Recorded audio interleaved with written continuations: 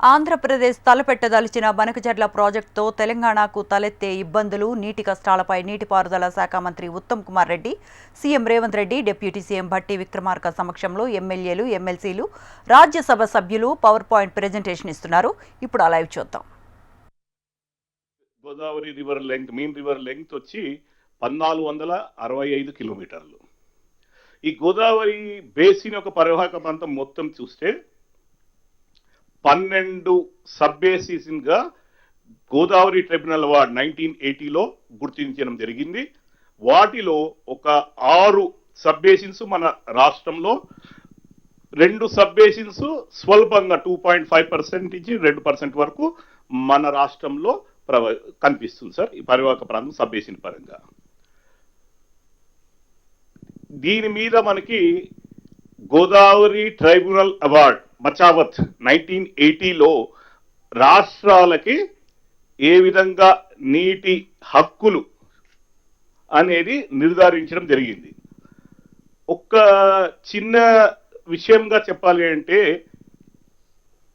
Bachawat tribunal ముందు అప్పుడు ఉన్న పరివాహక రాష్ట్రాలు అన్నీ కూడా వారు సమాలోచనలు జరుపుకుంటూ వేరియస్ ఇంటర్ స్టేట్ అగ్రిమెంట్స్ చేసుకున్నాయి. మనకి ఎస్ఆర్ఎస్పి ప్రాజెక్ట్ తెలంగాణకి గేట్వే ప్రాజెక్టు. ఈ ఎస్ఆర్ఎస్పి ప్రాజెక్ట్ ఎగువన మహారాష్ట్రతో కానీ కర్ణాటకతో కానీ సుమారుగా 4 అగ్రిమెంట్స్ మొత్తం 1975లో మనం చేసుకొని నీటిని రైట్స్ కింద పొందడం జరిగింది. దీనిలో ప్రతిపాదిత రైట్స్ ఎలా సమకూర్చబడ్డాయి అంటే, మన రాష్ట్రం ఎగువన ఉన్న రాష్ట్రంలో ఒక మేజర్ ప్రాజెక్ట్, చిన్న ఉదాహరణకి ఒక సబ్ బేసిన్ గురించి మీకు చూపిస్తాను. జైక్వాడి ప్రాజెక్ట్ మహారాష్ట్రలో జీవన్ సబ్ బేసిన్ లో ఉంటుంది.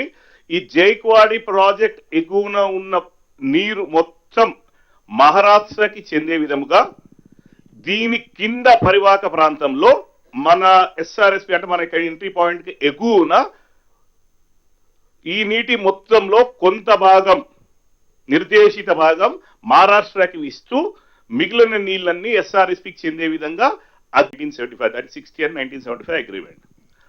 అన్ని సబ్ బేసిన్స్లలో కూడా అటువంటి అగ్రిమెంట్సే చేయబడ్డాయి.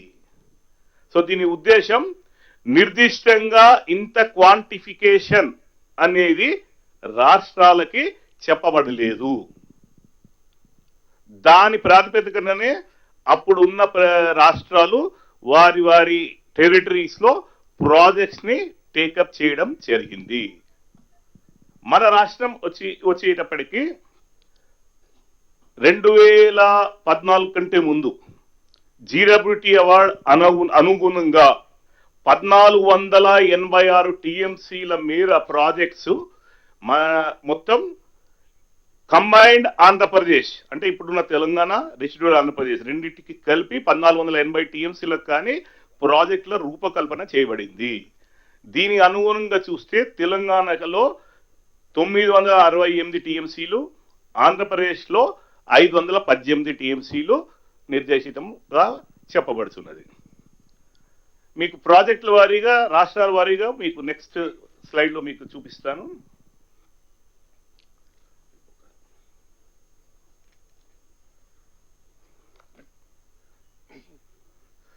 గోదావరి రివర్ గమనిస్తే సార్, పశ్చిమ కన్వల్లో వెరసి చెప్పినట్టుగా త్రయంబకేశ్వర్ నాసిక్ జిల్లాలో మహారాష్ట్ర ద్వారా ప్రవహిస్తూ తెలంగాణలో నిజామాబాద్ కందుకుర్తి విలేజ్ లో ప్రవేశిస్తుంది. ఈ రివర్ కి కుడివైపున మనకి మంజీరా సబ్ బేసిన్, ముఖ్యమైన ట్రిబ్యూటరీ మంజీరా రివర్ ట్రిబ్యూటరీ. వీటిలో ఒక 4-5 ముఖ్యమైన ప్రాజెక్ట్స్ ఉన్నాయి. ఈ మంజీరా రివర్ మహారాష్ట్రలో వెరసి కర్ణాటక ద్వారా ప్రవహిస్తూ తెలంగాణలో మొట్టమొదటి ప్రాజెక్ట్ గా మనం సింగూర్ ప్రాజెక్ట్ 29 టీఎంసీల స్టోరేజ్ కెపాసిటీ తోటి ఈ ప్రాజెక్ట్ టేకప్ చేయబడింది. ఈ ప్రాజెక్ట్ దిగువన మనకి మంజీరా బ్యారేజ్ అని ఒక బ్యారేజ్ కట్టుకొని ఇక్కడి నుంచి మన Hyderabad water supply, drinking water supply కొరకు మనం ఇక్కడి నుంచి తీసుకురావడం జరుగుతున్నది. దీని దిగువన మనకి ఇట్లా వచ్చినట్టయితే గన్పూర్ యానికట్ 1905లో ఈ ప్రాజెక్ట్ టేకప్ చేసి కంప్లీట్ చేయబడడం జరిగింది. దీని యూటిలైజేషన్స్ 4.05 టీఎంసీలు దీని యొక్క యూటిలైజేషన్. దీని దిగువన మనకి నిజాం సాగర్ ప్రాజెక్ట్ 1931లో టేకప్ చేయడం జరిగింది. అప్పుడు ఉన్న ఏషియాలోనే ఇది లార్జెస్ట్ మేసనరీ డ్యామ్ కింద పరిగణించారు. ఈ నిజాం సాగర్ ప్రాజెక్టుకి 22 టీఎంసీల స్టోరేజ్ కెపాసిటీ నిర్మించడం జరిగింది. గోదావరిలో సిల్ట్ ఫ్యాక్టర్ చాలా అధికంగా కనిపిస్తుంది. దాని మూలాన మనం ఇక్కడ 22 టీఎంసీల నిజాం సాగర్ స్టోరేజ్, ఒక 11 టీఎంసీలు సగానికి సగం మనం సిల్టేషన్ మూలాన స్టోరేజ్ కోల్పోవడం జరిగింది. దాన్ని మనం పునరుద్ధరణ కార్యక్రమం ఒకసారి తీసుకున్నప్పటికీ 5 టీఎంసీల దాకా మనం పునరుద్ధరించగలిగాం.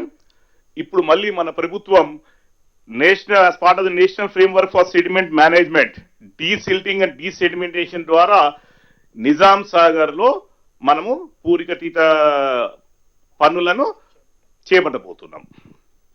దీని దిగున ఇది వచ్చి ఇక్కడ మనకి కాన్ఫరెన్స్, గోదావరి రివర్ కాన్ఫరెన్స్ కలుస్తుంది. దాని దిగున ఇక్కడ కాన్ఫరెన్స్ కలుస్తుంది సార్. దాని దిగున మనకి gateway project of Telangana, one of the major project Sriram Sagar project.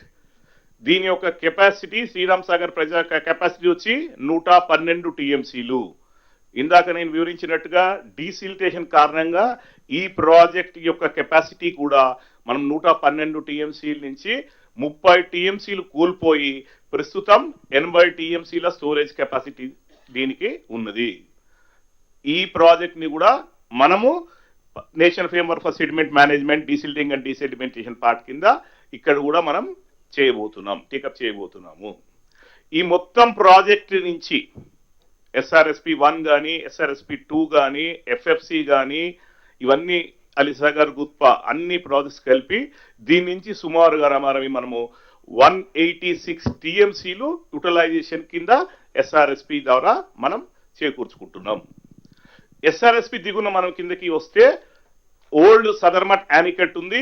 దాని ఎగున మనం 1.58 టీఎంసీ తోటి సదర్మట్ బ్యారేజ్ కన్స్ట్రక్షన్ చేసుకుంటున్నాం. ఇంకా మన కిందకి వస్తే left side of the river main Godavari నుంచి ఒక ఇంపార్టెంట్ ట్రిబ్యూటరీ, కడం ట్రిబ్యూటరీ మనకి కనిపిస్తుంది.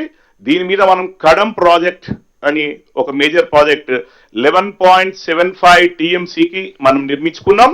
ఇక్కడ కూడా మనకి అదే ఇబ్బందికరమైన విషయం ఎదుర్కొన్నాం because of the siltation part. So ఇక్కడ కూడా మనకి సుమారుగా 3.5 టీఎంసీలు మనం కోల్పోయినాం. దీన్ని కూడా పునరుద్ధరించుకునే కార్యక్రమం మనం ప్రభుత్వంలో ఇప్పుడు చేపట్టబోతున్నాం. అదే కాకుండా దీని ఎగువన ఒక కుప్తి బ్యారేజ్ అని బ్యారేజ్ కన్స్ట్రక్షన్ టేకప్ చేస్తూ దాని యొక్క ఏదైతే మనకి కోల్పోయామో దాన్ని కొంతమేర మనం నివారించుకునే ప్రక్రియలో ముందుకు సాగుతున్నాం. కడం నుంచి ఇంకా కిందకి వస్తే మనకి ముఖ్యమైన ప్రాజెక్టు శ్రీపాద ఎల్లంపల్లి ప్రాజెక్ట్. ఈ శ్రీపాద ఎల్లంపల్లి ప్రాజెక్ట్ నుంచి మనకి 60.36 టీఎంసీలకి హైడ్రోజల్ క్లియరెన్స్ ఉంది. 60 టీఎంసీల యూటిలైజేషన్ కి మనం ఈ ప్రాజెక్ట్ ద్వారా ప్లాన్ చేసుకున్నాం. దీంట్లో 40 టీఎంసీలు ఎస్వైపి కింద అంతర్గతంగా ఆయకట్ని, శ్రీపాద ఎల్లంపల్లికి అంతర్గతంగా ఆయకట్ని దీనికి 40 టీఎంసీలు. ఇదే కాకుండా మనము 2007లో doctor BR Ambedkar Pranahita Chevella project కి కింద తుమ్మడిట్టి దగ్గర 152 మీటర్లకి ఒక బ్యారేజ్ కట్టి నిర్మాణం చేసి దీని నుంచి కెనాల్ ద్వారా తీసుకొచ్చి ఎస్వైపిలో మన శ్రీపాద ఎల్లంపల్లిలో వేసే కార్యక్రమం 160 టీఎంసీలు. ఈ దీంట్లో 4 ప్యాకేజీలు మనం విభజన చేసి అప్పుడు తీసుకున్నాం. 3 ప్యాకేజీలు గ్రావిటీ ద్వారా, లాస్ట్ ప్యాకేజీలో 20 మీటర్ల మేర మనకి ఎత్తుతోటి శ్రీపాద ఎల్లంపల్లి ప్రాజెక్టులో 160 టీఎంసీలు వేసే కార్యక్రమమే ప్రాణహిత చేవెళ్ల ప్రాజెక్ట్. ఇట్లనే లెఫ్ట్ కి మనకి ఇంకా ముందుకు పైకి వెళ్ళినట్టయితే మేజర్ ట్రిబ్యూటరీగా పెనుగంగా ట్రిబ్యూటరీ ఉంటుంది. ఈ పెనుగంగా ట్రిబ్యూటరీ మనకి మహారాష్ట్ర ద్వారా వస్తూ ఒక ఉమ్మడి ప్రాజెక్ట్ 1975 అగ్రిమెంట్ కి అనుగుణంగానే లోవర్ పెనుగంగా అనే ఉమ్మడి ప్రాజెక్ట్ ఒకటి మనం తీసుకోవడం జరిగింది. అది ఇంకా ఆన్గోయింగ్ ప్రాజెక్ట్ గా ఇప్పుడు ఎగ్జిక్యూషన్ లో ఉన్నది. మనం దీని నుంచి కావాల్సిన బెనిఫిట్స్ ని అర్లీగా చేకూరే విధానంగా మనము చెనక కరోటా బ్యారేజ్ అని చెప్పి దిగువన ఒక లిఫ్ట్ ఇరిగేషన్ స్కీమ్ తీసుకొని ఆదిలాబాద్ జిల్లాకి సాగునీరు అందించే కార్యక్రమం తీసుకున్నాం. ఇది రెండు టీఎంసీల సామర్థ్యంతో మనకి ఈ ప్రాజెక్ట్ చేపట్టాం. ఈ పెనుగంగా రివర్ మనకి వచ్చి వార్దా రివర్, వార్దా అనేది ఇంకో మేజర్ ట్రిబ్యూటరీ.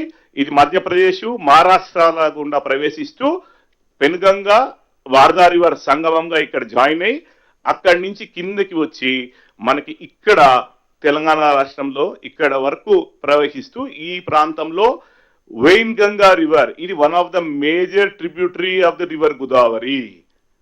అన్ని గోదావరి ట్రిబ్యూటరీస్ లో ఇది లార్జెస్ట్ ట్రిబ్యూటరీ. ఈ వెయిన్ గంగా రివర్ అంటే ఇది మధ్యప్రదేశ్ లో వెలసి మహారాష్ట్రలో పారుతూ మనకి తెలంగాణలో ఎంటర్ అయిన క్రమంలో ఇక్కడ నుంచి మళ్ళీ గోదావరిలో వచ్చి జాయిన్ అయ్యేంత వరకు ఈ రివర్ ని మన రాష్ట్ర పరిధిలో ఏదైతే ఉంటుందో బార్డర్ లో ఈ రివర్ ని ప్రాణహిత రివర్ అని పిలుస్తారు. ఆ ప్రాణహిత రివర్ నామకరణంతో ప్రాణహిత సబ్ బేసిన్ అని ఈ సబ్ బేసిన్ ని పిలుస్తామన్నమాట. సో నేను చెప్పినట్టుగా ఇక్కడ ఆల్రెడీ తుమ్మిడిహెట్టి బ్యారేజ్ ఆ బీసీ మన doctor BR Ambedkar Pranahita Chevella project భాగంలో ఇక్కడ తుమ్మిడి బ్యారేజ్ కింద చెప్పడం జరిగింది. దీని యొక్క సంగమమే ఇక్కడ మనకి కాళేశ్వరం మనకి హిస్టారికల్ టెంపుల్ ఉంది.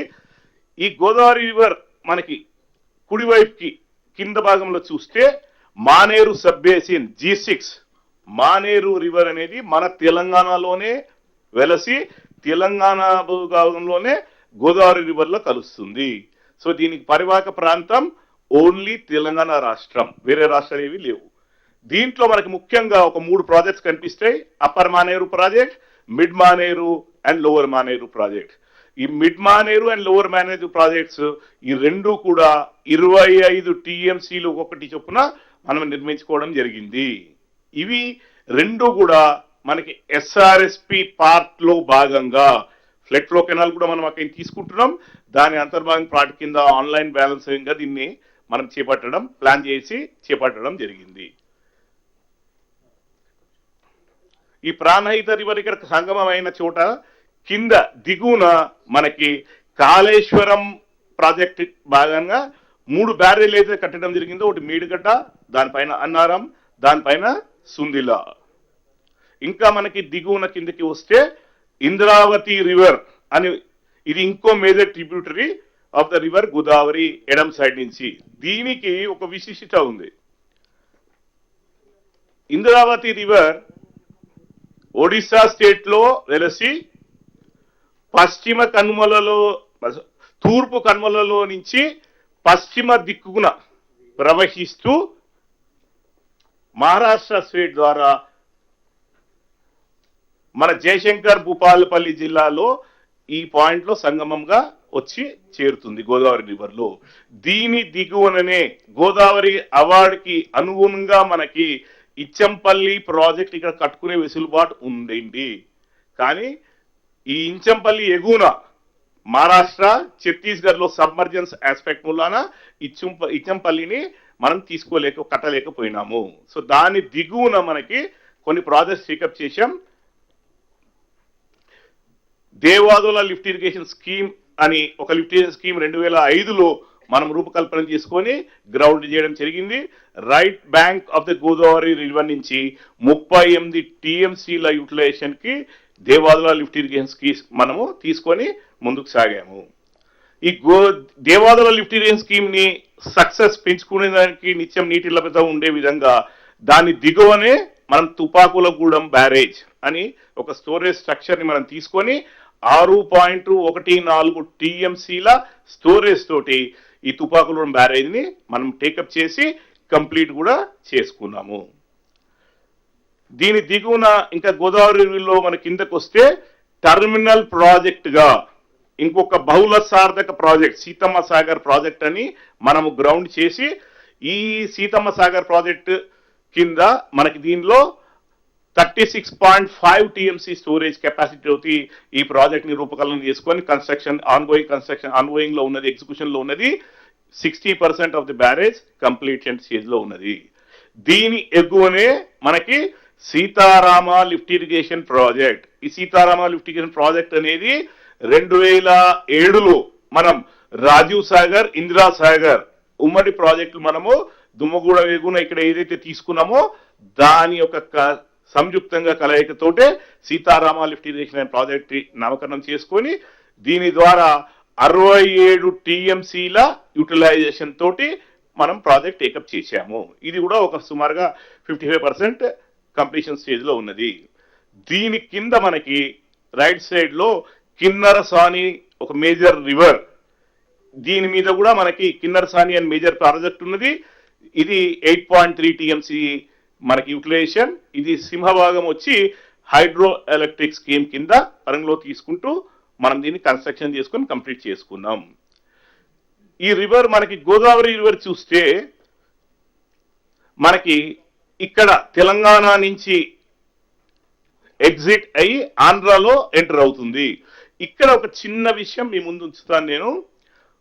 మనకు 2014 రీఆర్గనైజేషన్ బిల్ కి అనుగుణంగా మనకి మార్చిలో ఎప్పుడైతే బిల్ వచ్చిందో దానికి ఈ ఇంటర్ స్టేట్ ని బార్డర్ ని మనకి తెలంగాణ టెరిటరీ బౌండరీకి ఈ విధంగా ఇక్కడికి తీసుకొచ్చి మనకి ఇంకొకటి ఎడమ వైపున Sabari river major tributary Odisha state లో వెలిసి మనకి ఇది వచ్చి ఇక్కడ కాన్ఫ్లుయెన్స్ గోదావరి రివర్ లో వచ్చి కలుస్తుంది.